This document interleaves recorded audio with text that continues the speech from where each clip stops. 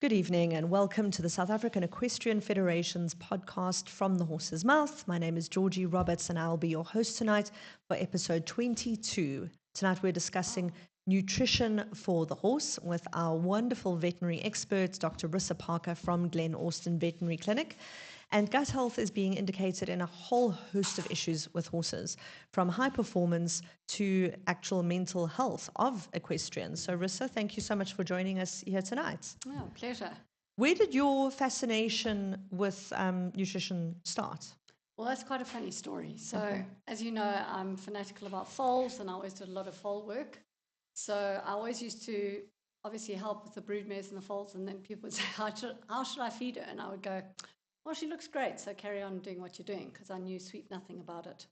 I ended up going to a congress where one of the Kentucky equine research guys was lecturing, and I said, nutrition is so boring. He said, I suppose you love blood and guts and doing geldings. And I said, well, of course. Yeah. He said, okay, challenge is on. So he got me hooked into nutrition, well and truly good. And yeah, it actually, everything's built on nutrition. Yeah. And it's the same with us. If you don't eat well and you don't feed properly. Well, the standard thing is there. they say you can't out-train a bad diet. Yeah. So it makes sense that it should be follow the same for our equine athletes. And the interesting thing is that foals, even when they're developing inside the mare, how you feed the mare matters. So it was quite ironical that I kind of had that very blasé, uneducated approach about feeding. But it was because we didn't really get taught very well at university. It's one of the weaker points at veterinary. And we were kind of guessing, and you kind of let the feed companies or somebody else tell. And it was also a bit of, how did granddad do the feeding, or how did your instructor feed, or, you know. We carry on doing the things that we've always done. Unfortunately. Yeah. So how is the horse's gut, let me just pause that, sorry, how is the horse's gut structured? And because I think that's a really important starting place for us to understand why we should feed the way that you're going to discuss with us. So the horse is actually defined as a hind gut fermenter. So basically what they do is they like ruminants because they ferment grass, but they ferment it at the back end of their digestive system. So they're a little bit complicated. So they also have a stomach that's more like ours, and they have a small intestine that does some work that our intestines do, but then they have a massive hind gut. So they have a cecum, which is actually our appendix. Oh, that's interesting. Yeah, I didn't know that. None of us can eat grass anymore, and a lot of people have lost their appendixes without any problem. A horse's appendix is massive, it's the cecum, and that's where a lot of the fermentation takes place. And then the rest of the intestine, large intestine, is where fermentation, reabsorption of water and other products takes place. So that's, in an overview, the difference of a horse's gut to... And that's why we can compare some of the things with us, with humans, and we can compare them with cattle because they are fermenters. But their fermentation takes place in a different area in their gut. That's the primary difference. Yeah, they have a small intestine that does do quite a lot of work, but it's very short relative to, compared to ours or that of a pig or another species. And what problems does that create in like the modern way that we look after horses? So I don't know if we can show this picture. Maybe we should try. Yeah, we've got a picture here. I'm going to try and turn it around and see if you can see it.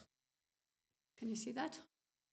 Okay, so that gives you an idea. That is a diagrammatic scheme of the size of the intestine, proportional. So that's the stomach. So the stomach is top. only 10% of the entire intestine. Then you get the small intestine, which is a curly-whirly piece. Then you have the cecum, which is that comma-shaped. It looks so neat like this. I wish it looked like this when you open them up. Yeah. Then you have the cecum, which is that comma-shaped thing, and then you have the large intestine after that. But that diagram gives you an idea of the capacity of feeding. Yeah. So that stomach is only 10% of their capacity. And what is the capacity? I mean, I know it varies obviously from size horse to size horse. So to give you a shock, generally. should I leave that there? To give you a shock, the cecum can have a capacity of 50 litres. Good Lord. It can hold 50 litres of fluid and food. The stomach, we reckon we shouldn't give them any more than 2 kilos of concentrates at any time. 2 kilograms. 2 to 2.5 kilos of carbohydrate concentrate. So these days with having cubed roughages, you could probably get away with giving a bit more at that time. but it's not a good idea to give too much. That stomach can't cope with it. Well, I mean, I'm sure also if you are feeding above the capacity, then you're pushing undigested food into the rest of the gut. Yeah, so that's exactly what happens. So the carbohydrates don't get absorbed they get broken down in the stomach, and then they should go into the small intestine where you get lots of absorption of carbs, and then the rest of the food gets dumped into the cecum. If they aren't broken down, they end up in the cecum. And then the pH changes, and then that's what kills the microbes, and the microbes are the little guys who are doing all the hard work. And that's where you often have horses sitting in this unhealthy imbalance all the time. And they just need one little episode to happen, and everybody gets upset. And the microbes die, and is that why we get the colics or the diarrhea or the laminitis? Those are all horses who are probably living on the edge because of this ongoing imbalance getting into the cecum. Okay. So that's quite interesting. Okay.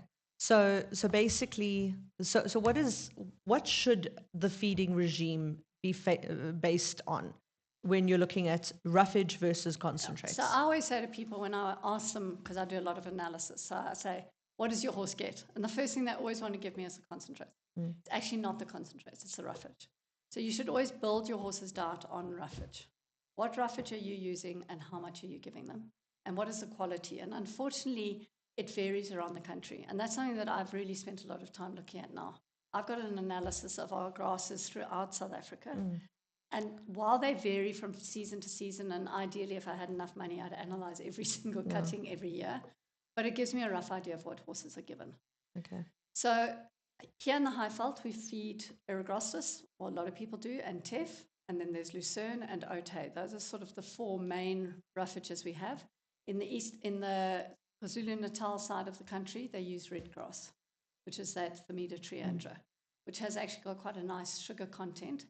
And guys, when I talk about sugar, I'm not talking about crazy sugar. This is water-soluble carbohydrates. So this is the sugar that the horse's system is designed to have. So they don't get crazy from it. It's not heating. It's the most healthy way we can feed a horse. It's what they're designed to do. It is what they're designed to do. And I always say, so the ideal life of a horse, without us interfering, would be graze, walk, drink some water, walk back to the grazing. And then, of course, as all of us know from going to Kruger Park, there's not a lot of grazing around the waterhole. You actually have to walk quite far to get to your grass, which means you're getting exercise, which is something that we also don't do. No, we pop them in stables. So we have sort of McDonald's takeaways for our horses mostly, because they stand in a stable all day, all night. Then they go out to a little paddock, and what happens in the paddock? They get more food. So you might as well be doing a drive-through. Yeah. And how much exercise are they getting? 20 minutes, half an hour, really maybe an hour? I mean, we all know that 20 minutes on a treadmill doesn't always cut it. No. If you're eating... Especially not if you're eating McDonald's drive-thrus. I was about to say, if you're on that's 3 meals a day, you're not going to look your best. Yeah. And I think that that's one of the things. And along with all that comes our behavior problems. Because they're not designed to do that either. You know, we feed horses because it's also easy to blame the food, them. but you know the movement is quite a big consideration then in the horse's temperament and behavior, and it's not natural not to be looking for your food, for it to just be put on a plate all the time.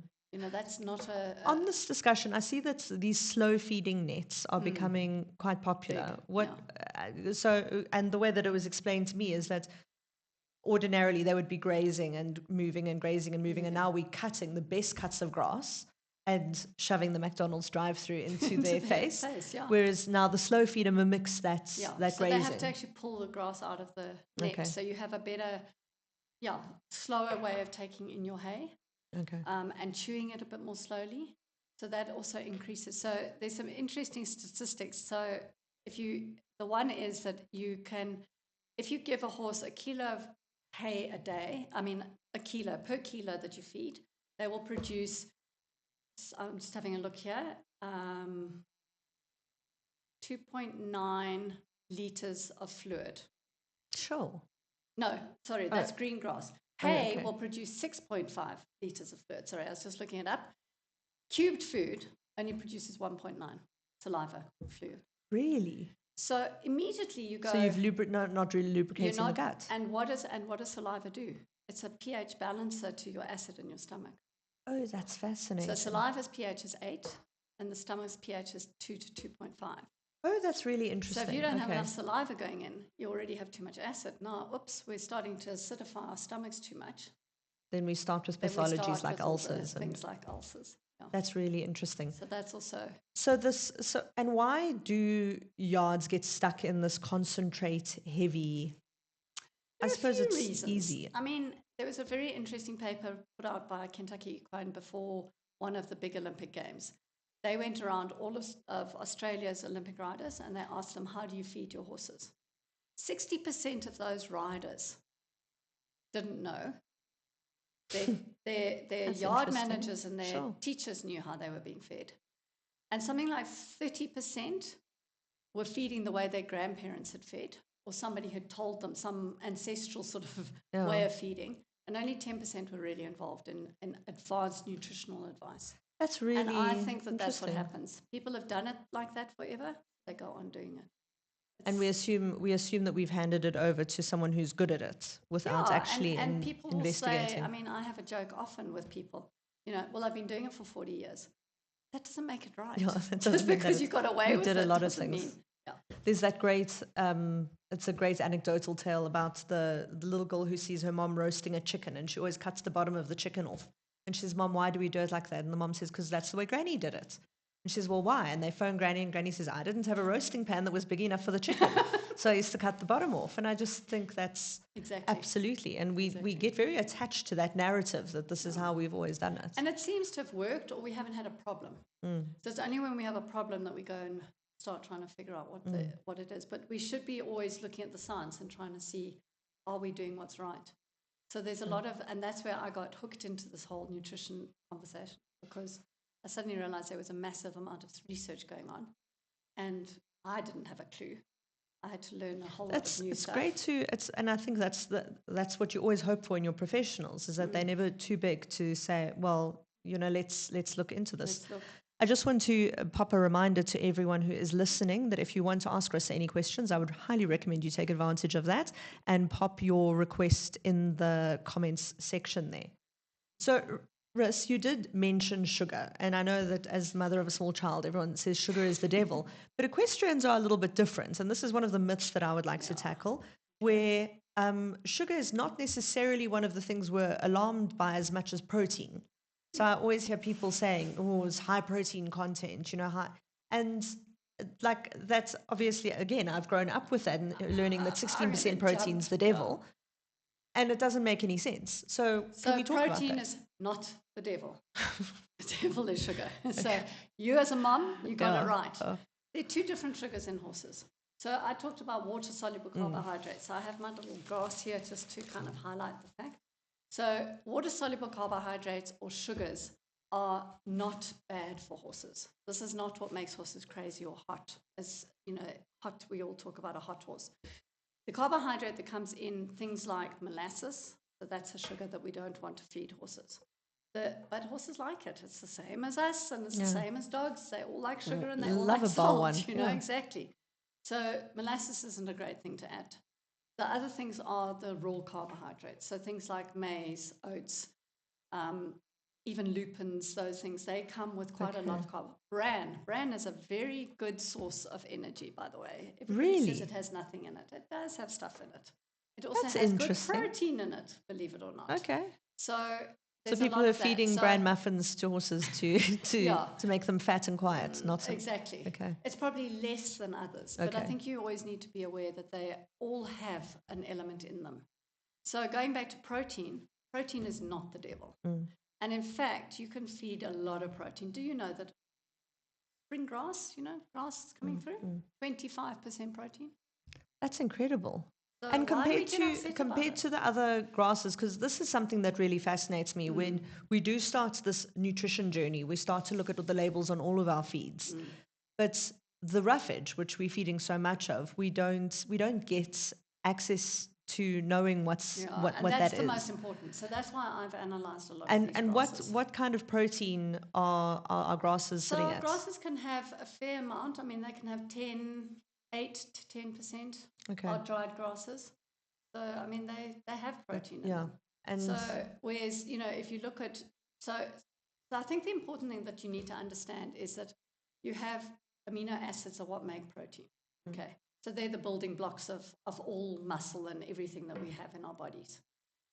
We have essential and non-essential amino acids.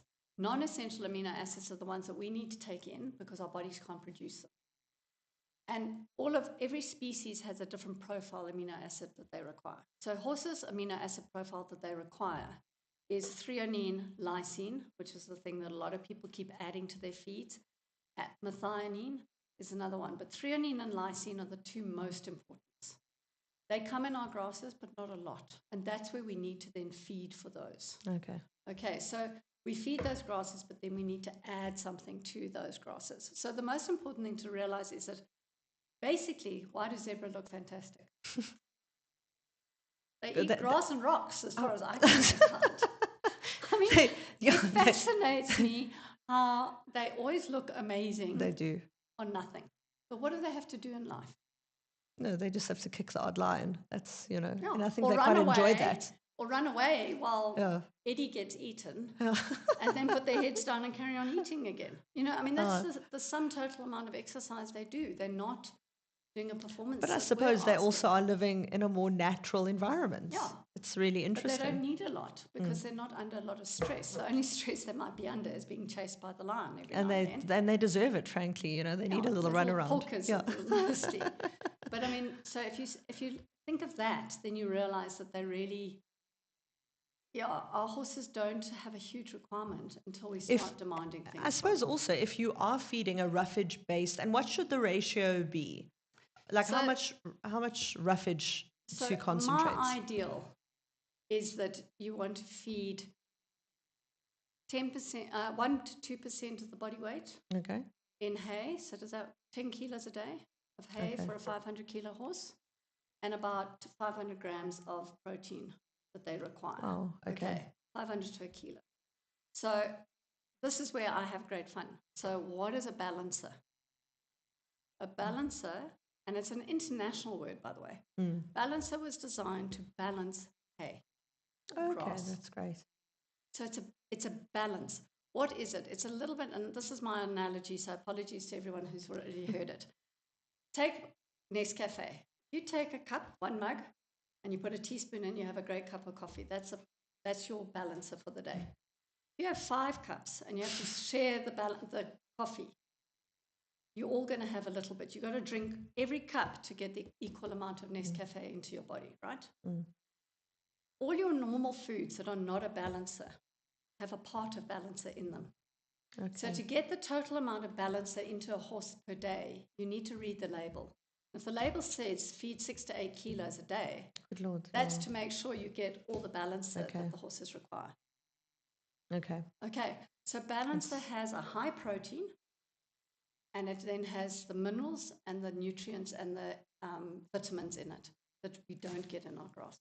So that's your standard go-to for a horse? That's a good doer who's on fantastic roughage.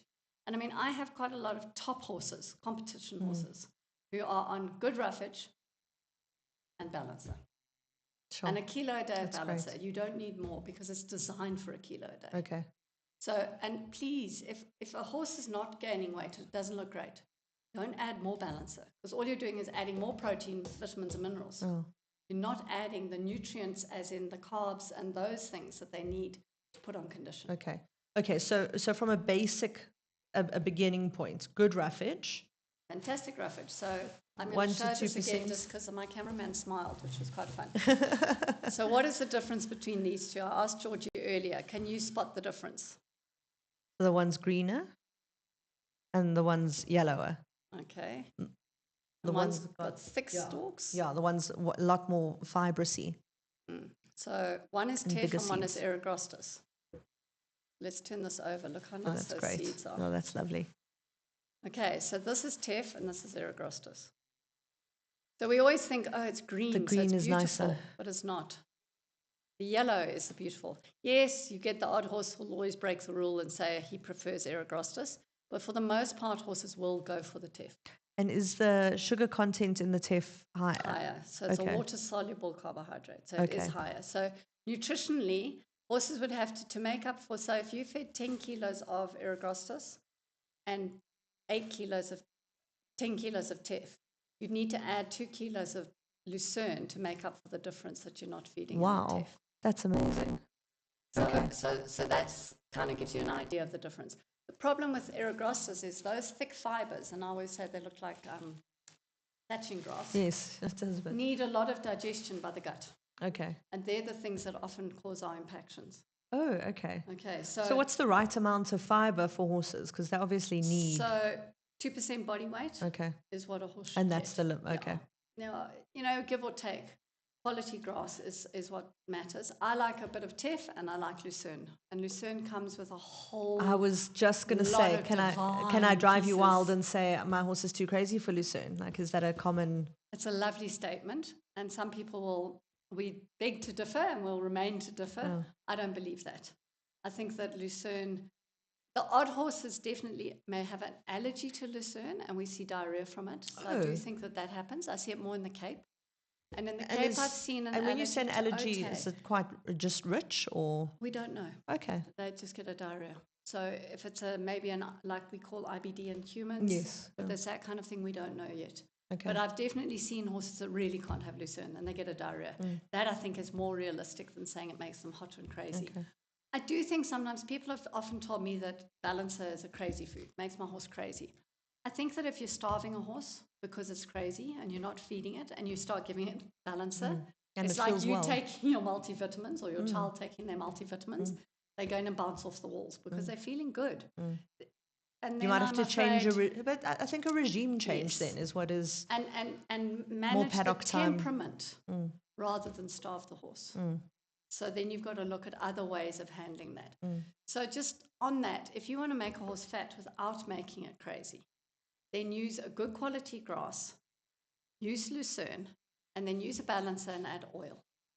Oil? Oil what is kinds a of oils? fantastic, fattening, non-heating And what oil? The best because I know canola. Okay. No, so corn oil. So this is where we all change. When I started, corn oil was everything. Yeah. Corn oil is very high in omega-6. Okay. And low in 3.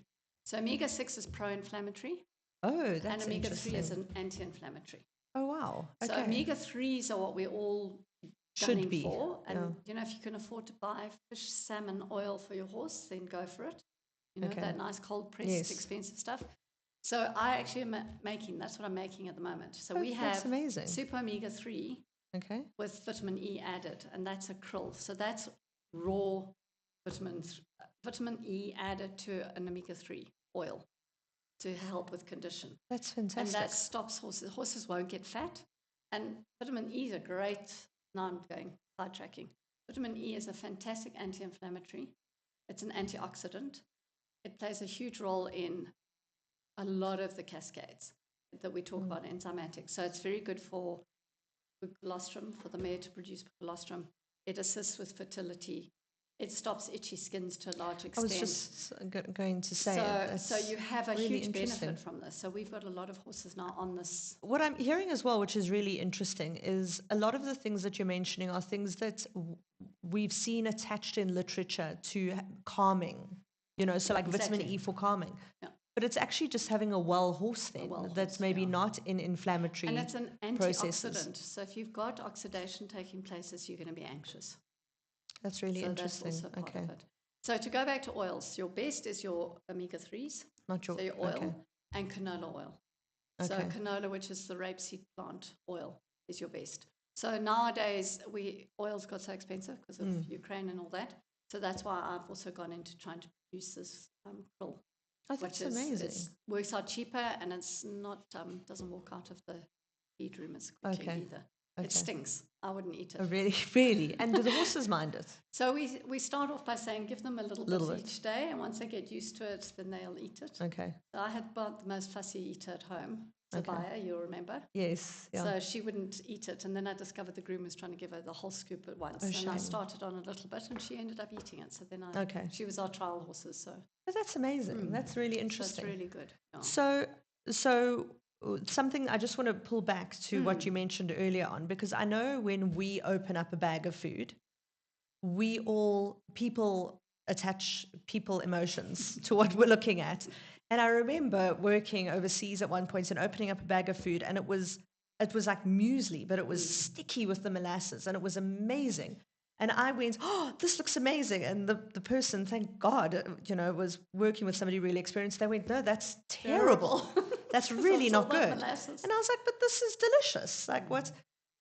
So same as us. Okay, so is this one of the things we need to start changing our perception about with So food? we have to a huge extent. So when I started looking at nutrition, which is now about 15 years ago, we had a huge percentage of molasses in all our foods.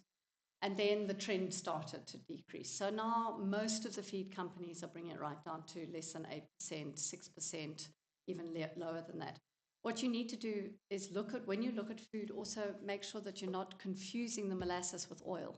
So some of the foods especially our mueslis, have quite a bit of oil in them. Okay. So the oil is used to bind all the fines. They call them fines, and that's your vitamins and mineral pack, because it's a powder. So to get that to bind in the food and not blow away every time you feed your horse, they add a bit of oil. And then the oil's anyway good for them. There's a touch of molasses in that just acts as a binding agent. Okay. So there is always a little bit of molasses, but we're doing really well. Most of the feeds are low. There are some that are high, and my favorite thing is just to taste it. I can always know straight away that there's a lot of molasses in it. Yeah, too much. Look, if you have a horse who won't eat and you've got a problem horse, then something's better than nothing. And I think, again, to your point, it's every horse is an individual and we really should be catering to that. And I think I'm seeing by and large in the big yards that I go into, moving away from before, they would be like, well, we feed this and this is what, and now you see there are bins on bins on bins. That I think is also dangerous, and we always laugh as vets. Why do we have so many colics on a weekend and a public holiday? And is that because the routine changes? Someone else is on duty. Someone else is on duty. Okay. And we have complicated bins. We have too many. I hate going into a feed room that has 16 or 17 bins. But some of them do. Massive anxiety. I just think that's too much. Okay. I think you can cut it down and cater for your needs within a requirement, because it's not hard to get it right with not too many options. if you're feeding a roughage based diet and then putting what you need in, that's really interesting. Something with So going back to the carbohydrates, some horses can, people love maize-free. There's this whole thing of maize-free. It's the cool cube, it's the whatever. Some horses are more energetic on maize and some are more on oats. And that I find very interesting. So are really lazy horses like those warm bloods, the slugs, I give them oats to try and get them to get going. If you give them maize, they just get fatter and fatter and fatter. I find sometimes they go more upwards this way, and they land up catapulting you this way instead of going that way. Yeah. Yes. So they're just silly. So you do have to play around a little bit with different and there's breeds. Seem to vary. That's we don't know why. So there's no like firm. Not yet. Okay, that's really interesting. Not yet. If you talk to all the people doing research on it, it's still variable. We don't know enough yet. So even more reason for everyone to be very aware of what their horses are eating and be involved in it. And I think it's worth noting that the FEI is holding the riders responsible from what they're eating. Yes, and I think that's great because it forces your hand a little bit. Look at that research. I mean, it was quite concerning. That's terrifying. Top riders didn't really know what the horses were eating. Listen, I'm always a fan of outsourcing what you need done well to someone who is a professional, but you surely should know what's going on. Absolutely. So we were speaking about a horse's weight and how the roughage should be 2% of that. What is the best, because I asked Rissa what she thinks of weight tapes and she almost fell off her chair. What's the best way to accurately measure your horse's weight? And please use the corgi analogy because I love that. So I always say, the weight tape just does the abdomen of the horse.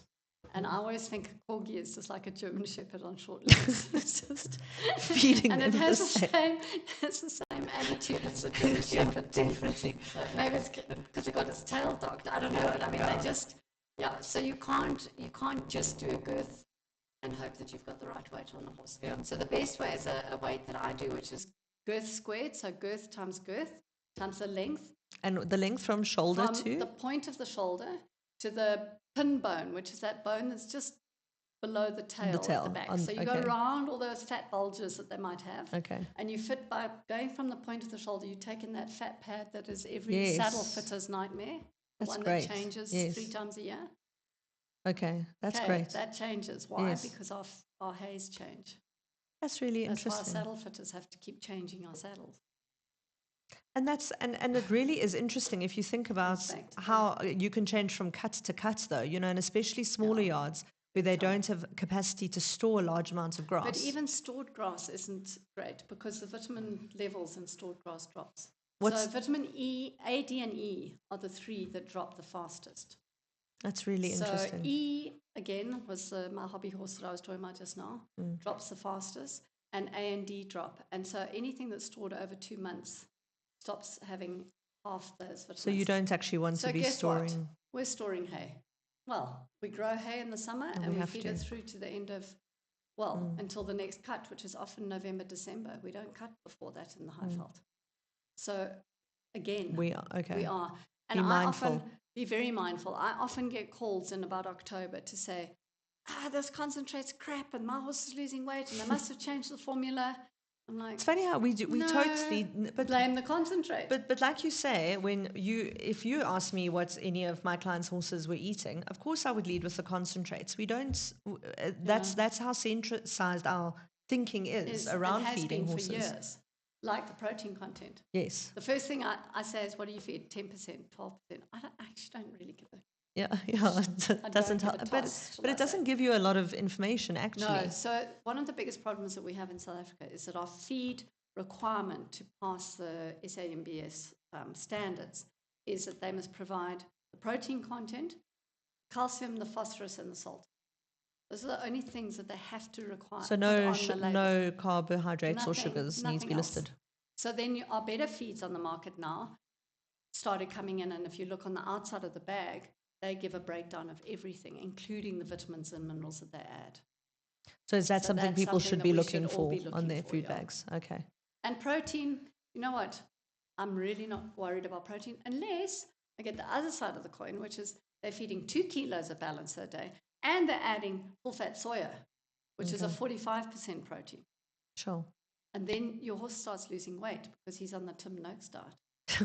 he's in ketosis, basically. Yeah, exactly. That's really interesting. And then you wonder why he looks terrible. That's why.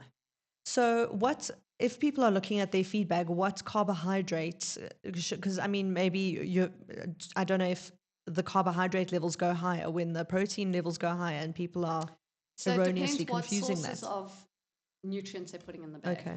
So in South Africa, most of our food is built on soya.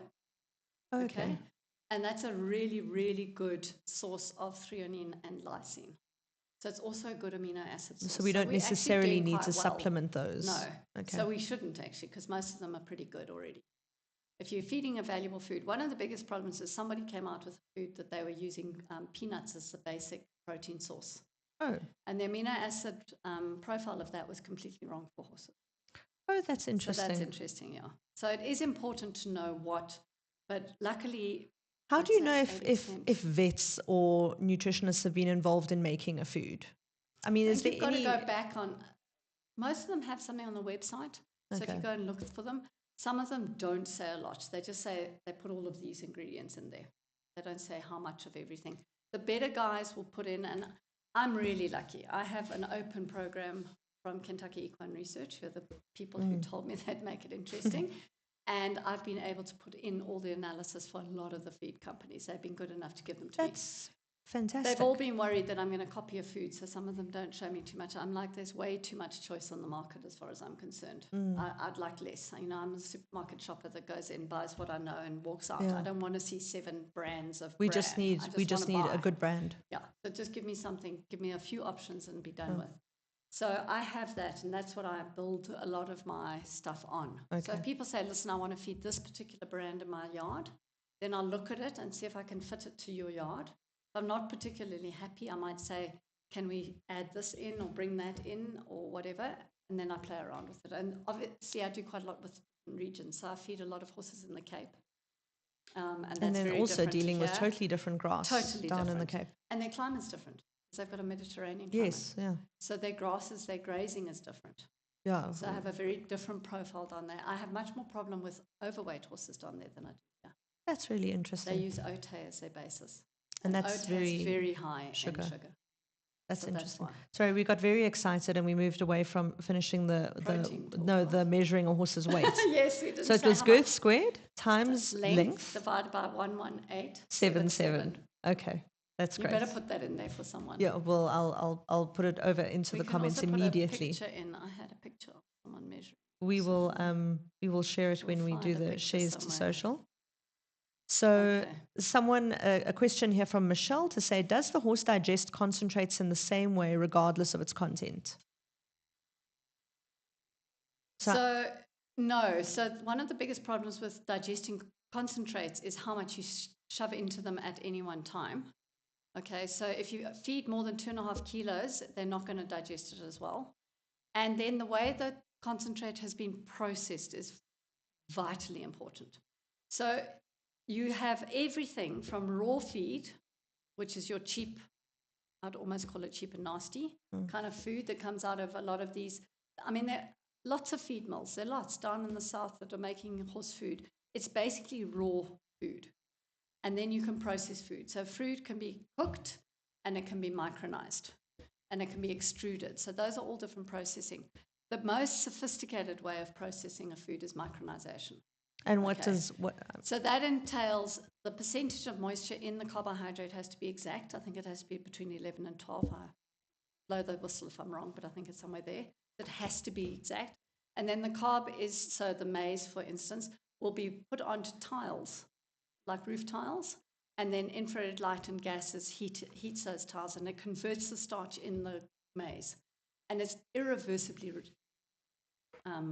it's almost like changed. Pre-digested. Yes, and it can't reverse back to its normal form of starch. Oh, that's amazing. So it's irreversible. And the important part of that is it makes it much easier for their guts to digest and absorb those nutrients. So it's really kind of important like you and to me know eating the raw process. maize, we probably wouldn't do so well, but we can eat mealie pup because it's been cooked. Okay, or popcorn. That's another good example. Yeah. And actually, if you go and take out some of the micronized maize from a lot of our feeds, it tastes like popcorn. Oh, that's interesting. So go and have a taste of it. Yeah. I know when we were first, when feeds were changing, we were talking about in the old days you had to soak barley and cook it, and then micronized barley came out, and it was a total game changer. We don't have to have those big pots standing in the kitchen. Yeah, much easier. And worrying that you were going to kill your horse because you hadn't, you'd done something wrong. So that's basically what we're doing. So that has a huge effect on how the horse manages digest and use the carbohydrates or the food or the nutrients. So lupins, most of the seeds can be micronized or processed. Okay. So your lupin, your sorghum, your maize, your oats, your barley, your soya. But people must be aware that that's... So some companies won't. So often what are you paying for in a bag? That's, I think, one of the important things. You're paying for the ingredients. So that would be your raw sources of whatever they've got. And you're paying for your mineral pack. So your mineral pack can go from the 1 teaspoon of Nescafe to 1/8 of a teaspoon, because it's actually been shared out between 8 bags, because actually you must feed 8 kilos to get that. So you really need to look at that recommended daily. That recommended daily feeding on your bag is a big giveaway to how much nutrient and mineral supplement has been added to that feed. Yeah, so because you don't want to hopefully be feeding 8 kilos of... I hope not. And if you are, you need to be feeding 4 times a day. Okay. Because 2 kilos per meal. Is that the maximum? I wouldn't feed more than 2 kilos a meal. Okay, that's a really good... Of that. That's a nice cutoff. They were 2.5. They've come down to 2. They reckon 2. Julie asking a question here, which I'm sure many people want to know. What is safe for putting on weight without overdoing it and heating horses? So go back to your oil. The oil's probably your best. So fascinating. Horses can actually consume up to 1 liter of oil a day. Really? Yeah. That's amazing. So when someone says to me, I'm feeding him oil, I'm like, oh, how much? And then it's a little, I was going to say, it's a little scoop. I eat that much on my salad. It doesn't really and you're not in showing condition, Rissa. No, sorry. That's really interesting. So oil's fantastic. Start slow. So probably 250 mils twice a day is a really nice amount to feed. So 500 mils a day. So that's half a liter. And start slowly. It takes the body, it's fascinating, it takes the body 7 weeks to adapt to using the oil. And is that the same? The enzymes in the liver have to adapt. Is that the same for dietary changes, would you say? No, I would say not. I would say that that's the slowest change. I think other changes, 3 to 4 weeks, you're pretty good. And also if you're changing, so I know when you're changing carbohydrate, one feed type to another, depends if you're going up or down. So I talk about going down. If you're using more raw food, then you need to go slower. If you're going from raw to processed, then you can change more quickly. Because it's already part digested, as you suggested. Yes, yeah, okay, pre-eaten. Pre-eaten. Yeah. Okay. And just a question, what about linseed oil? Linseed oil's great. Okay. So you can use linseed oil as well. I'm happier with canola oil. Just make sure it's not raw linseed, so be careful. Not that stuff you paint on your wood with. Yes, that's toxic to horses. So. For those who agree to disagree on Lucerne making their horse hot, what alternative roughage options could you recommend? So that's when I stick to things like teff, or otherwise I would say there's some nice feeds on the market now that are a full fibre feed. You can go for those as well. The horses seem to do well. It's basically like, I don't want to say a drought cube. That's kind of what Not the what cubes. It was. I'm not talking about the cubes. There's some fibres on the market. Oh, really? Okay. So it's a chopped fibre. Okay. And they've got some processed soyas in there. So that makes it more, they gain weight without being silly. Oh, so that's lovely. I found a lot of horses happy on that, and clients are happy on that. So. And adding it to the food? So you add it to the food. Okay. So you would use it as part of your feed. Okay. So say you've got a hot horse, so whoever this is. So use your teff. If the horse is not in great condition, then add some oil, because now I'm assuming you're trying to keep condition on. Then you can add a high fiber food, and then a balancer. Okay. Okay, so you're staying away from your carbohydrates per se, and sticking to your fibers and oils to try and keep that condition on them. If I suppose it's a bit of a counterintuitive thing, and I'm not sure how to phrase this, but if you've got horses that are hot, is soaking the grass to get some of those soluble sugars out an option? You can, but they will lose some weight as well. So it's the balance. But that's where, again, I go for oil. I use a lot of oil. Okay. My silly ponies, those kids can't ride them, and they're starting to lose weight because they're getting a bit older. Then we add oil to the feed. So oil's the way to go. And like I said earlier, the krill that I'm now doing, if your oil's walking out of the feed room by the back door, it's a bit of a problem. So you can do that. Especially I think it's 100 Rand for 2 liters or something. Exactly. It's also very expensive now. Yes. Oil used to be cheap. Now it's not so cheap. So that is something that we look at. What are some of the considerations in horses when designing a feed program that people must consider? And I just want people to start looking at horses more individually. So we discussed workload. You said breed specifics as well. Yeah, so work is huge. Breed is the other one. And then obviously our temperaments are the three things. And then you need to go back to what is your basic roughage you have access to. I think that's... I can't overemphasize quality of roughage. We get, as you know... And as you say, if you've got grazing in the paddock, that changes the profile again. Yeah, and you've got to have a lot of grazing. But also remember, I have a few clients who have the fatter horses on our profiles. And they're like, no, but look at the grass, it's short. And I'm like, and look at your lawn. How many times have you mowed that this week? Oh. So the horses, you're not mowing your paddock. Exactly. So how much are they taking in? 4 or 5 kilos. I mean, the little guys can eat 1 kilo or 2 kilos. And especially, I suppose, like in Gauteng now, we've had this hectic rain. Yeah. And you don't know actually what your grass is doing if you're having a on that rapid topic, growth. We've got a few horses that have got really fat this season, and that's just because suddenly this grass is amazing. Yeah. Tragic. More exercise. Yes. So, and this is the other thing that I've also said to people, and we've done it, is put in some walkers. If you don't have access to time and exercise, put in a walker. Let those horses walk. There's also enough walkers now in a lot of the affluent neighborhoods, I think, that you can walk your horse to the walker and the groom can pop it in there for 40 minutes and carry on making out. That's important. But also, so you asked what's important when you're looking at, like how do we feed horses? I think what they're going to do in life is really important. Are they happy hackers? Are they show ponies who are expected to be obesely overweight? Tell us how you really feel, Rissa. Fat hides, I was always taught when we were showing, fat hides a multitude of sin. You don't see all those deformed legs if they're really fat and beautiful. Oh. And unfortunately, obesity has become an international problem in horses. It's actually deemed to be more of a problem than undernutrition in horses. Really? I know that it's been very heavily, there was a really interesting article in the horse, I'm going to say maybe a month ago, but time flies, it could be a year ago now. And they were saying that the obesity epidemic is influencing the soundness epidemic in sport horses. And saying we've really got to move away from looking at these fat ticks that we all love, because their legs are not designed to carry that impact. Oh. Yeah, definitely. So I found something very interesting was Tim Noakes made a comment about the fact that when you retire, you should lose 5% of your normal body weight because your limbs can't carry you when you get older.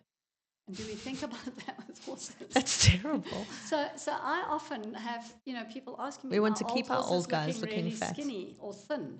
And I'm like, actually, they're looking good for their age because they're rickety and they're getting old. And old people, my mom would be horrified, but I'm fat next to my mother because she's so thin. Frail. But it's allowed her to go on hiking until she's in her 80s. That's amazing. So, I think that we do need to think about what we're doing to their legs by putting so much weight on them. Yes, definitely. It is.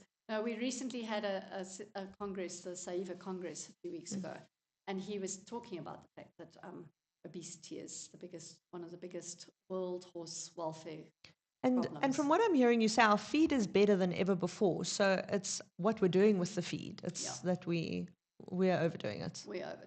Yeah, we're to blame for everything. We do a lot of the takeaways. Yes. And I think that's really one of our biggest problems. Besides feeding, what treats are good and not good for horses? It's everything in moderation. Okay. What I do like really is if I've got horses that have got a real problem, is to take their feed from the day and use that as a treat. Oh, that's... So, dish up the kilo or whatever they're going to have in the day and just leave some aside and use that as your treat. Okay? I would rather you use something like, I know Ingrid makes, she calls them stud muffins. Yes. So she and I designed those because they've got no sugar in them. So those are all for horses who have a lot of obesity problems. So those are great because those are linseed with, I don't remember what she's using to bind them, but that's a really low sugar. Carrots are fine, but in moderation. Yeah. They have a lot of sugar in them. Okay. Apples are even worse. They have even more sugar. So if you've got a horse that's and then we go and give them sugar cubes, which is... Yeah, which is a big no-no. Okay. So, I think at the end of the day, each horse, but all things in moderation. Okay. And use the thing that they naturally eat. I'll never forget being trained by an Irish show jumping dressage guy in Zimbabwe. I always picked grass and treated the horses afterwards with that, and I always thought, oh, okay, that makes sense. It's funny how they do, it's the concept of getting a reward, something, less than how amazing the reward is. Is, yeah. On the body scale, and I don't have a picture here, unfortunately, but I think the universally accepted, have you got something there? The universally accepted one runs from 1 to... Okay, so there are two. There's the 1 to 5, and then there's the 1 to 9. So where should our horses ideally be sitting? Because I think this is also a bit of the misconception, is that we don't actually recognize what a healthy horse looks like. In the 1 to 5, they should be sitting at 2.5. 2.5? 2.5 to 3. That's amazing. 2.5 if they are endurance horses or race horses or polo ponies. Or even show jumpers. Because you're speeding along. Yeah. Okay, so you really don't want them. So if you look at those two pictures. Geez, yeah, that's a... You've got it. And but the one on the left, the one that you think so thin, what would you score that at? Well, it's hard because when you're looking at it next to the fat, shiny horse, you want to make it a 1 because you feel very sorry for it. But if you took it out of context... And I suppose also... it's not that thin. No, it's not. So it's about a 2. That's really interesting. So 2.5 to 3 would just be making that oak look better than he is now because he is a bit lean. He's got no neck. So I was just going to say, I think the top line is the other thing. Top lines are not necessarily that you're doing good dressage work. Yes. Yeah, well, definitely not on the porky one at the bottom. Shame. But unfortunately, a lot of horses place a lot of fat on their crests, and that is not muscle. But as you say, that's what we use to hide a multitude of sins. So we add a bit of condition. And then we think we're working. And it's really interesting. I know that Belinda Martin always used to say she used to go and choose horses at those meat auctions, actually. Oh, yeah. And she'll go and rescue them. And she said because you could really see what they looked like without the fat hiding what you actually wanted to know about them. So, yeah.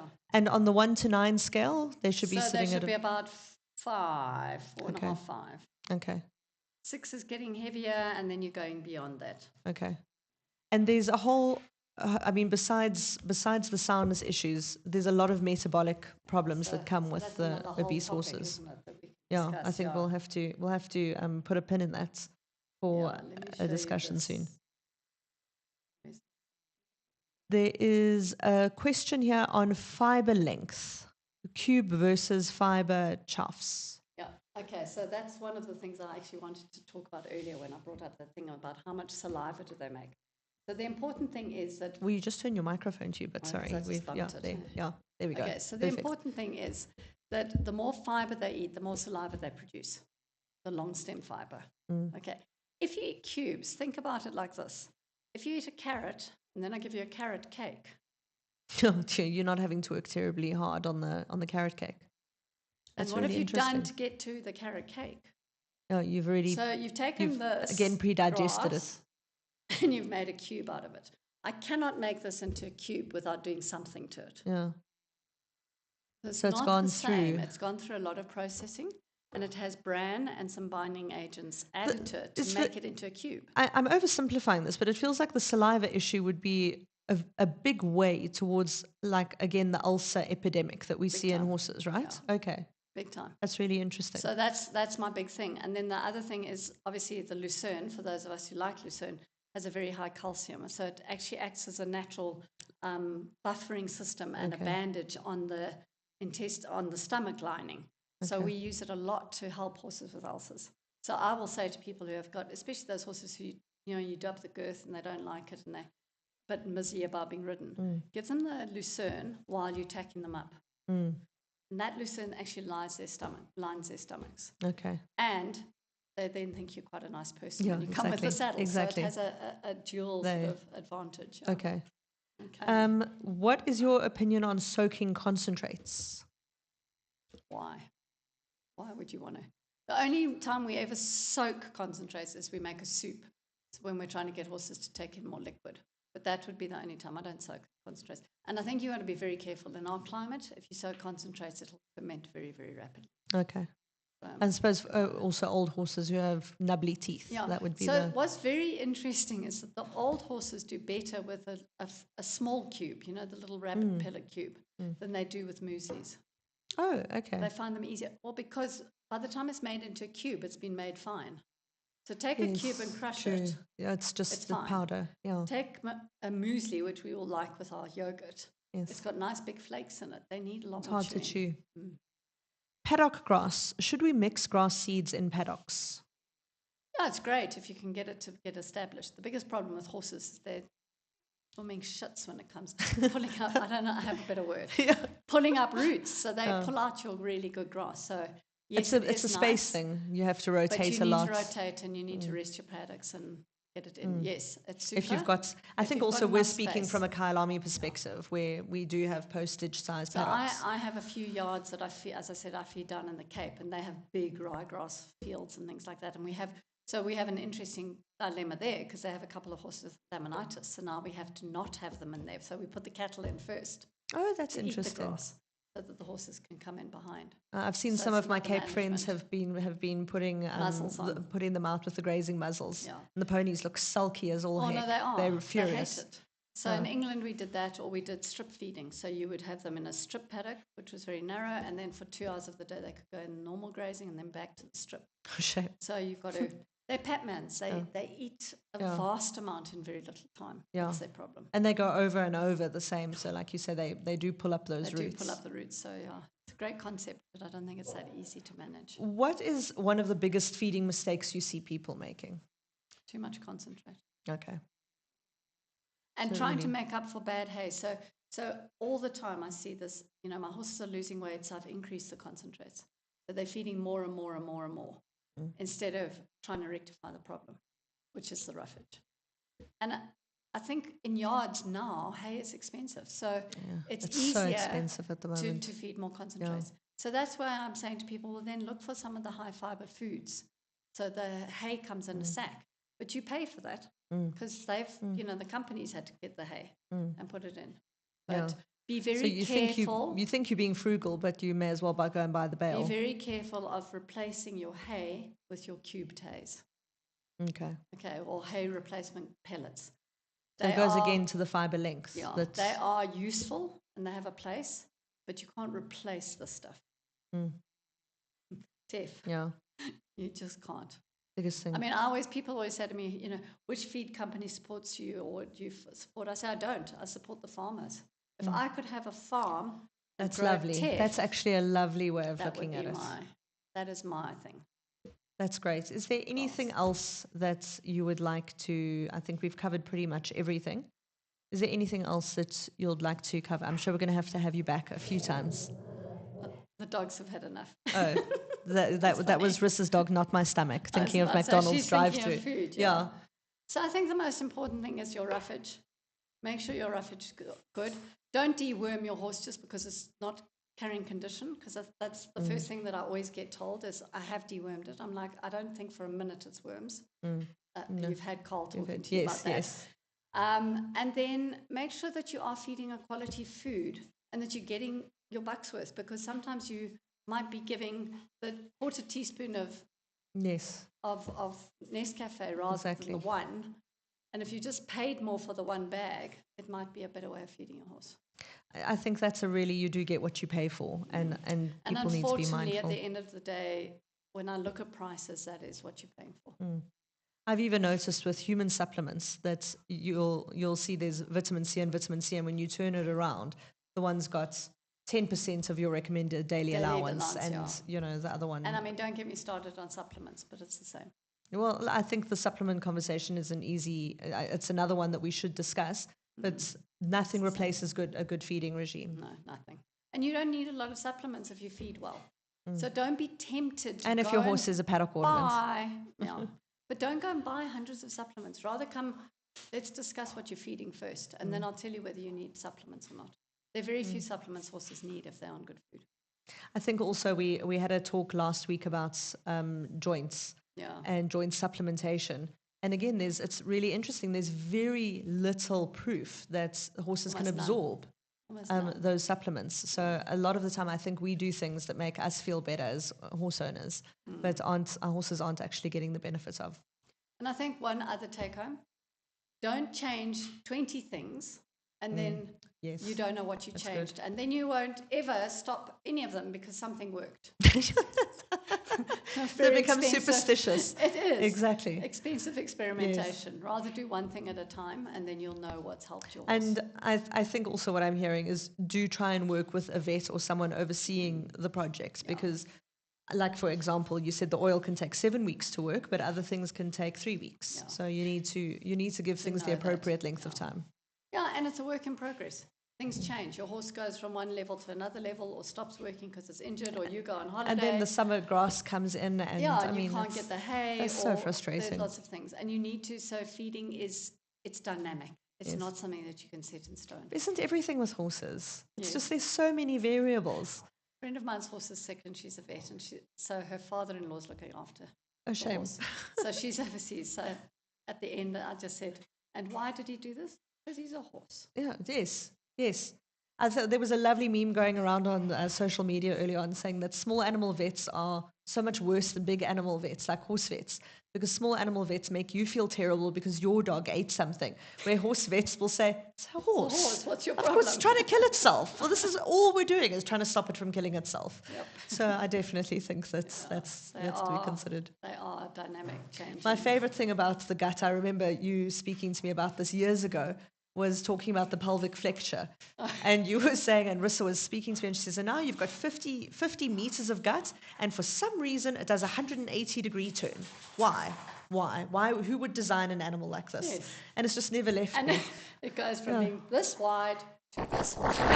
Yes, the lines are totally stacked against us. Wonder why this grass gets stuck with all the suckers. Last question. Julie's having a good laugh at the conversation. Julie says, please have another one soon. Connor says, what can you do when the quality of roughage is bad at a certain time of year? I think we're lucky enough now to be able to buy some roughages in a bag. So we can buy Lucerne chaff, we can buy shady chaff, we can buy high fiber feeds. Do that. If you can't source decent roughage and you need to help supplement, then do that. I do say to people in the end of sort of winter going into the heat is if you've got Eregostis and your horses are dropping off a lot, bite the bonnet and try the Lucerne. It does help. Yeah, I'd rather do that than give them more concentrate. I have to, and I hear you saying, I know we've agreed to disagree about Lucerne, but you were very involved with that. The lad that I used to ride that was prone to colic after colic after colic, and he's still living very successfully on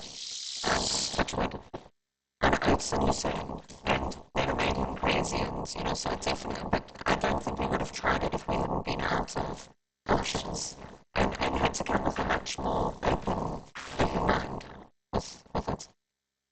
Michelle Quinn says, thank you so much for a fantastic chat. Michelle, you're welcome. Thank you, Rissa, for joining us this evening. Michelle, she's a little clinic that I've had to manage.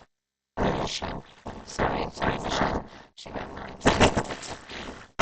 We want to say thank you to everyone for joining us tonight. It was great. So many questions. We'll definitely have Rissa on again soon to dispel some more feeling myths. Please join us next week, Wednesday at 7 o'clock. We'll be speaking to the new SAEF lead coach, that is regular Niehaus. Will be joining us for all your questions about what's happening with the coaching program in the South African Equestrian Federation over all of the disciplines. My name is Georgie Roberts. Thanks for joining us tonight.